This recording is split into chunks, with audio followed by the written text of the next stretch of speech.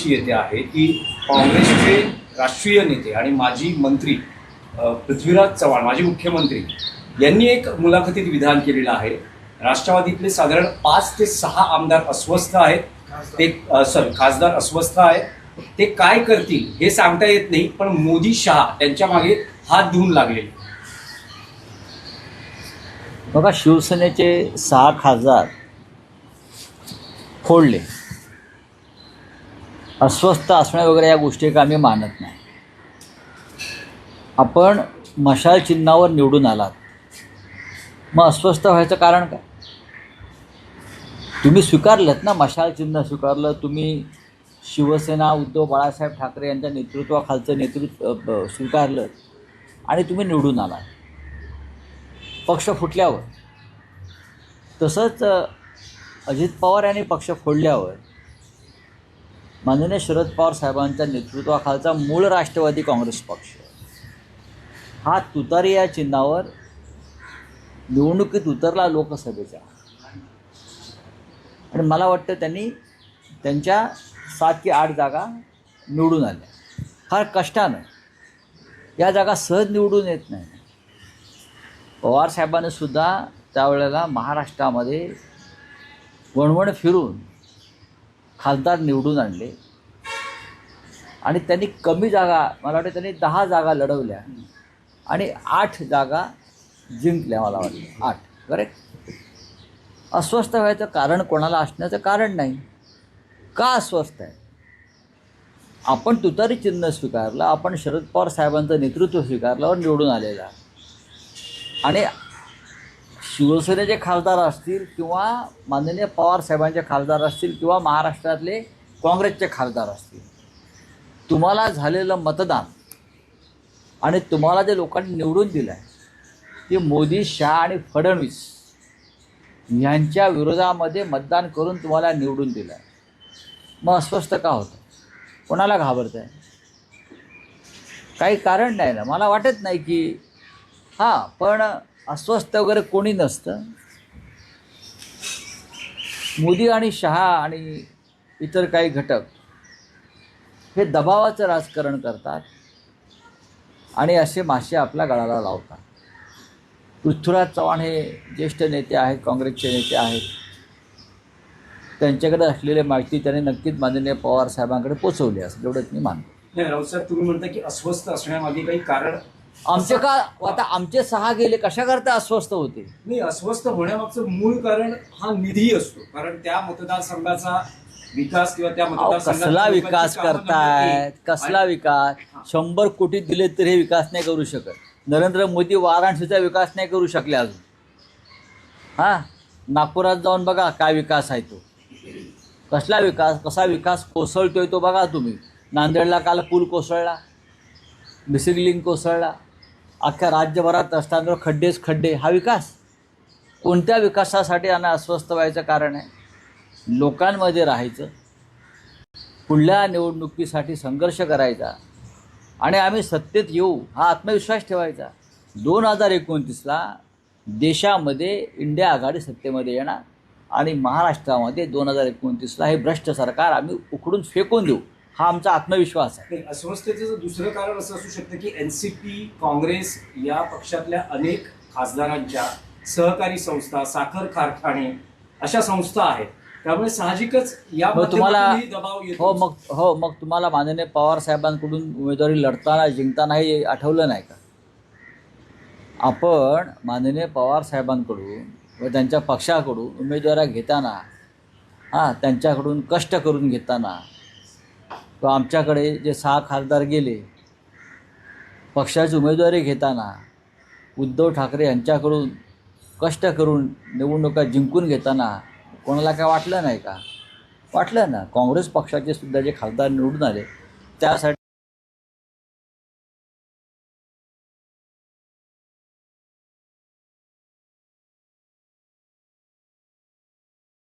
तेव्हा तुम्हाला अस्वस्थता का वाटत नाही? अरे बापरे, मी या पक्षात आलो तर माझे साखर कारखाने, सहकारी कारखाने काय जे आहेत ते अडचणीत येतील.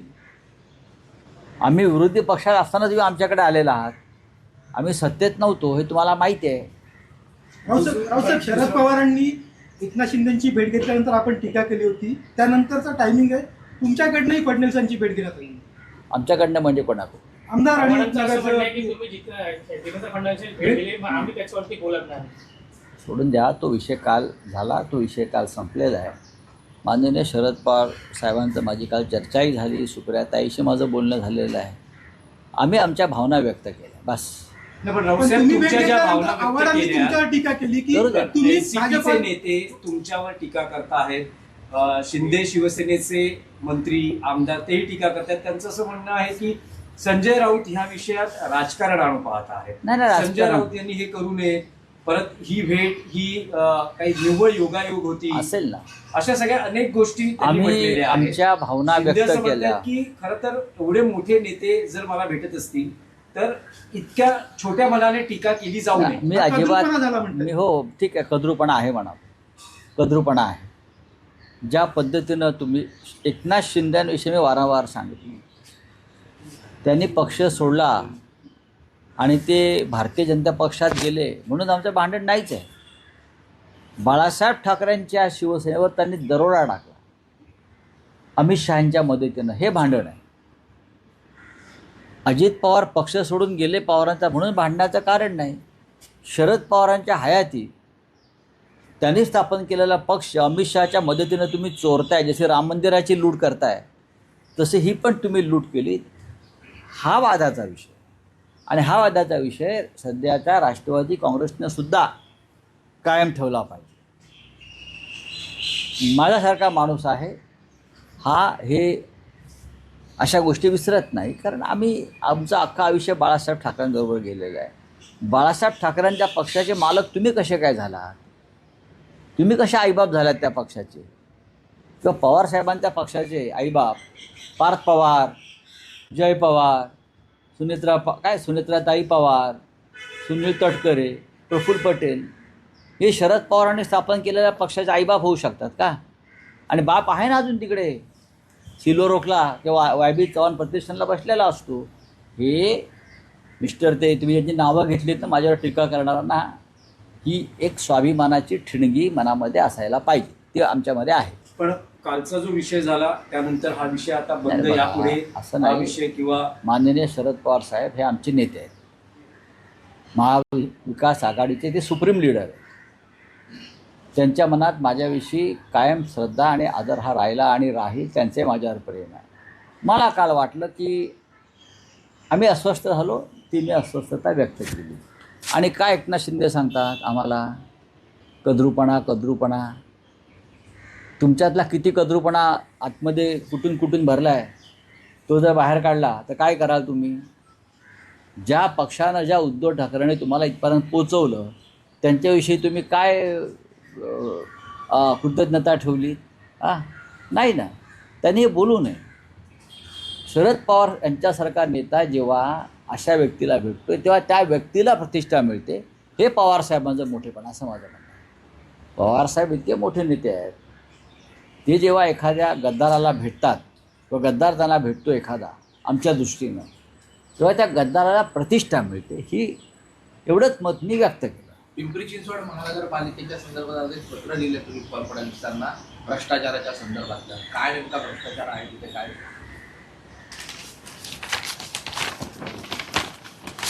हे त्या भ्रष्टाचाराचे पुरावे आहेत.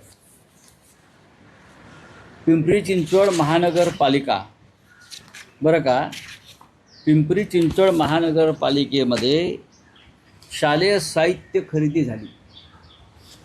नियम काय आहे? सरकारी किंवा 3 लाखाच्या वर खरेदी असेल, ई टेंडर काढा किंवा टेंडर काढा. या प्रकरणामध्ये एक जगदंब टेक्स्टाईल नावाची सोलापूरची कंपनी आहे. कोणत्याही टेंडरशिवाय 550 कोटीचं काम शालेय खरेदीचं या जगदंब कंपनीला देण्यात आलं. आणि आवाच्या सव्वा दरानं हे प्रकरण हायकोर्टामध्ये गेलं. हायकोर्टानं कान उपटले. प्रकरण सुप्रीम कोर्टामध्ये गेलं. सुप्रीम कोर्टाने जगदंबाला दरपत्रक ठरवून दिलं. याच दरानं तुम्ही शालेय शिक्षण साहित्य पिंपरी चिंचवड महानगरपालिकेच्या प्राथमिक आणि माध्यमिक शाळांना पुरवायचं.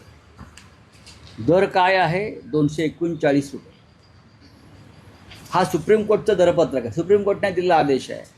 आणि महानगरपालिकेनं काय भावानं दिलेलं आहे तर 894. म्हणजे एक नग म्हणजे 547 रुपयाचा फरक आहे. अशा तऱ्हेनं साधारण 550 कोटी रुपयाचा हा अपहार आहे. सुप्रीम कोर्टाची मार्गदर्शक तत्त्व डावलून पिंपरी चिंचवड महानगरपालिकेच्या आयुक्तांनी आणि प्रशासनानं महाराष्ट्राच्या फडणवीस मंत्रिमंडळातील एका वरिष्ठ मंत्र्यानं एक फोन केला, दबाव आणला की हे काम यांना द्यायचं, टेंडर काढायचं नाही. हे बेकायदेशीर आहे, हा भ्रष्टाचार आहे. आणि संबंधित मंत्र्याला ताबडतोब त्या दिवशी 55 कोटी रुपये पोच झाले. कोण म्हणतो? बरं का, संबंधित मी त्याच्यामध्ये माझ्या पत्रामध्ये सांगितलं. हे मंत्री कोण देवेंद्रजींना माहिती आहे. मुंबई महानगरपालिकेला माझं पूर्ण होत आहे. हे पैसे त्या संबंधित वरिष्ठ मंत्र्याला मिळालेले आहे, अधिकाऱ्यांना मिळालेले आहे. याच्यामध्ये पिंपरी चिंचवड महानगरपालिकेचं प्रचंड नुकसान झालेलं आहे. आणि अद्यापही गणवेश मुलांना मिळालेले नाहीत. कळलं? कोण आहेत हे भ्रष्टाचार करणारे? याने महाराष्ट्राची बदनामी झाली आहे. मुलांच्या शालेय शिक्षणाच्या साहित्यामध्ये खरेदी भ्रष्टाचार करतात. यात काय बदनामी होत नाही महाराष्ट्राची? कोण आहेत ते मंत्री? हे मंत्री जाहीर करावं स्वतः देवेंद्र फडणवीस यांनी. सुप्रीम कोर्टला तुम्ही जुमानत नाही. तुम्ही सुप्रीम कोर्टानं आखून दिलेल्या मार्गदर्शक तत्वांवरती काम करत नाही. आणि किती 594 रुपयाचा फरक आहे का साहित्य एका नगामागे? म्हणजे किती किती कोटी, शेकडो कोटीचा भ्रष्टाचार. पिंपरीत कुठे गेले ते मुलुंडचे नागडे पोपटलाल? जाऊन नाचा तिकडे आता आयुक्तांच्या दालनाबाहेर. जर तुमच्या अंगावर कमरोती का कपडे उरले असतील तर दाखवा ना. कुठे ईडी, कुठे अँटी करप्शन? हा विषय गंभीर आहे. हा विषय आम्ही पुढे नेणार आहोत. मुंबई मनपाला जेम पोर्टल मधून खरेदी करायला लागली. तिथे नाही, ऑलरेडी मुंबई महामंडळ हा विषय माझा विषय नाही. आहे की डॉक्टर मारहाण प्रकरणात आरोपी असलेले शिंदे शिवसेनेचे नगरसेवक रमेश म्हात्रे यांच्या बाबतीत न्यायालयानं म्हटलं की त्यांना न्यायालयात हजर करा, त्यानंतर आम्ही पुढील आदेश देतो. पण सरकार आणि गृह विभाग त्यांना वाचवण्याचा गुंडांना प्रयत्न करतो वाचवतंय. असं बघा. वाटतं का? कारण पोलिसांनी पोलीस कोठडीऐवजी डायरेक्ट न्यायालयीन कोठडीची मागणी केलेली. हो, असं आहे की याला जबाबदार राज्याचे गृहमंत्री आहेत. पोलीस त्यांचं ऐकत नाहीत, खास करून ठाणे जिल्ह्यातले.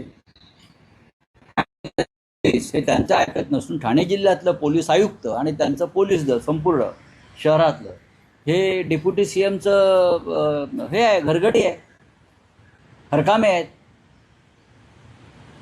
सामान्य माणसाला एक न्याय आणि महिला डॉक्टरवरती हल्ला दुसरा न्याय. कोण लागतात तुमचे हे गुंड? हे प्रकरण साधं नाही आहे. हे प्रकरण आम्ही सोडणार नाही. ह्याच्यामध्ये न्यायालयाची कसोटी तर आहेच आणि ह्याच्यामध्ये पोलीस दलाची प्रतिष्ठाही पणाला लागलेली आहे. पोलीस कोणाच्या ठाण्यातलं हे आता ह्यावेळेला दिसेल. बोलिये. आणखी एकच विषय आहे. महाराष्ट्रातला समान नागरी कायदा महाराष्ट्रात लागू करण्यासंदर्भात हालचाली सुरू झाल्या आहेत. काल असे संकेत राज्याचे मुख्यमंत्री फडणवीस यांनी दिले. हो, समिती स्थापन केली ती आहे. कमिटी जर पाहिली असेल तर आपल्याला कळेल त्या कमिटीवरती कोण कोण आहेत ते. कमिटीमध्ये सर्वसमावेशक अशी कमिटी पाहिजे ना, जे महान एका विचाराचे, बरं का, एकविचारी असे लोक त्यात घेतलेले आहेत. खरं म्हणजे त्या कमिटीमध्ये दोन्ही सभागृहातील जे प्रमुख नेते आहेत त्यांनाही घेतलं पाहिजे. समान नागरी कायदा हा महाराष्ट्रासाठी आपण आणणार असाल तर तो काय फक्त एका विचाराच्या पक्षाची भूमिका असू शकत नाही ना. समान नागरी कायदा ही सगळ्यात आधी या भारतामध्ये जर कोणी आवाज उठवला असेल तर तो हिंदू हृदय सम्राट बाळासाहेब ठाकरेंनी उठवलेला आहे. मग त्याच्यामध्ये या सभागृहातले विधानसभेतले 2 प्रमुख पक्षाचे नेते हवेत किंवा विधान परिषदेतले हवेत, दिलेत का? नाही. त्यांच्या हाताखालची ताटाखालची मांजरं होऊ शकते अशा प्रकारचे लोक आहेत. जस्टिस रंजना देसाई त्याच्या प्रमुख आहेत. जस्टिस रंजना देसाईंनी हेच काम गुजरातमध्ये केलेलं आहे. मला त्यांच्याविषयी आक्षेप नाही आहे. जस्टिस रंजना देसाई यांनी ह्याच समितीचं काम उत्तराखंडमध्ये केलं आहे आणि आसाममध्ये केलं आहे. जिथे जिथे भारतीय जनता पक्षाची सरकार आहे तेथे समान नागरी कायद्यासंदर्भात ड्राफ्ट तयार करण्याचं काम रंजना देसाई यांच्याकडेच दिलेलं आहे जाणीवपूर्वक. हे थोडं रहस्यमय आणि संशयास्पद आहे आणि ते रहस्य काय ते माझ्याकडे आहे, मला माहिती आहे. नाही राऊतसाहेब, यातला एक स्पेसिफिक प्रश्न आहे. राऊतसाहेब, स्पेसिफिक प्रश्न हा आहे. तुम्ही म्हणालात की देशात सगळ्यात पहिला आवाज समान नागरी कायदा लागू करण्यासंदर्भात महाराष्ट्रातून बाळासाहेबांनी उचलला.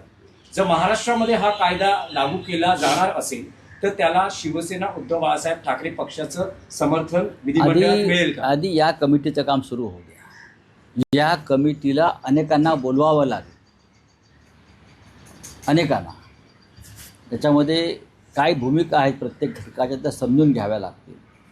याच्यामध्ये जर भारतीय जनता पक्ष राजकारण आणत असेल तर आम्हाला त्याच्याकडे फार डोळसपणे पाहावं लागेल. पण आम्हाला माहिती आहे समान नागरी कायदा काय असायला पाहिजे, कसा असायला पाहिजे, त्याच्यामध्ये कोणते मुद्दे असायला पाहिजे, हे आमच्याकडे त्यांच्यापेक्षा आधीपासून आम्ही याचा अभ्यास केलेला आहे. बोली रिसोर्टमध्ये सर अजूनही कचऱ्याच्या ढिगाऱ्याखाली लोक अडकलेली आहेत. पवार ने एक बार शिंदे की मुलाकात ली है, तो इस बार आप नाराज थे, तो क्यों नहीं नाराज कल थे, आज नहीं. पवार साहब हमारे सुप्रीम लीडर है महाविकास आघाड़ी के, हमारे नेता है. कल हमारी भावना थी, हमने कल उस बारे में व्यक्त की है. नहीं देखिए, एकनाथ शिंदे इस देश का सबसे बड़ा गद्दार है, यह हम मानते हैं. जब अजित पवार ने पवार साहब की पार्टी तोड़ी तो भी हमें इतना ही दिल को हमारी चोट लगी.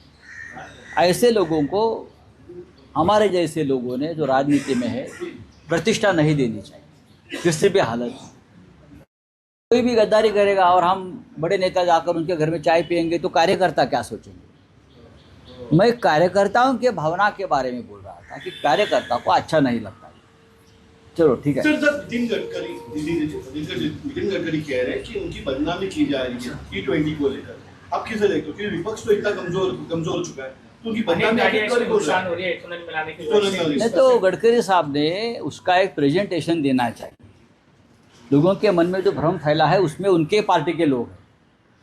नितिन गडकरी जी को बदनाम करने में और कोई नहीं है, भारतीय जनता पार्टी के ही लोग हैं जो गडकरी साहब को बदनाम करना चाहते हैं, उनको किसी एक जाल में फंसाना चाहते हैं. जैसे 2014 से पहले उनका जो सेकंड टर्म पार्टी अध्यक्षता की हो रही थी तब भी उनको इस तरह से फंसाया गया. एक वो मजबूत दावेदार है प्रधानमंत्री पद के, इसीलिए उनको बदनाम करो, इतना बदनाम करो कि लोगों के मन में उनकी छवि, उनकी प्रतिमा बहुत खराब हो जाए. और ये उनके पार्टी के लोग कर रहे हैं, उनको भी मालूम है.